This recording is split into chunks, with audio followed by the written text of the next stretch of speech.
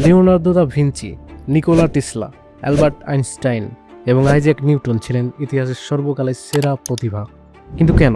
তাদের মস্তিষ্কে এমন কি বিশেষত্ব ছিল যা তাদের এত প্রতিভাবান করে তুলেছিল? 1960-এর দশকে নাসার কিছু গবেষকদের মনেও এমনই এক সন্দেহ জেগেছিল, যখন তারা তাদের আসন্ন প্রকল্পের জন্য কিছু প্রতিভাবান মস্তিষ্ক খুঁজছিলেন। এই প্রশ্নের উত্তর খুঁজতে ডক্টর জর্জ ল্যান্ড প্রায় 1600 শিশুর ওপর একটি গবেষণা চালান, যেখানে সমস্ত শিশুরাই ছিল 3 থেকে 5 বছর বয়সী। তিনি তাদের সকলকে কিছু যৌক্তিক এবং সৃজনশীল পরীক্ষা দেন, এবং যখন ফলাফল প্রকাশিত হয় তখন 98% শিশুই সৃজনশীল প্রতিভা হিসেবে প্রমাণিত হয়। ফলাফল ছিল আশ্চর্যজনক।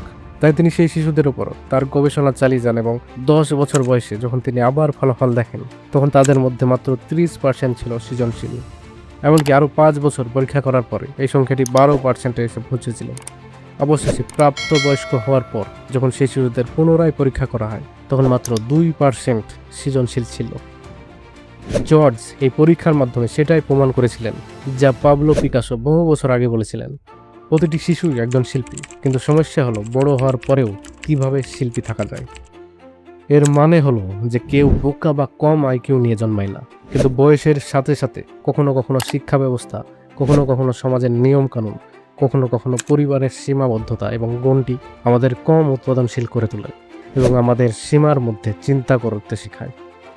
এই কাজ বড়দের জন্য, আরে আমরা তাদের মতো হতে পারি না। বাবা, চাদর যত বড় ততটাই পা ছাড়াও।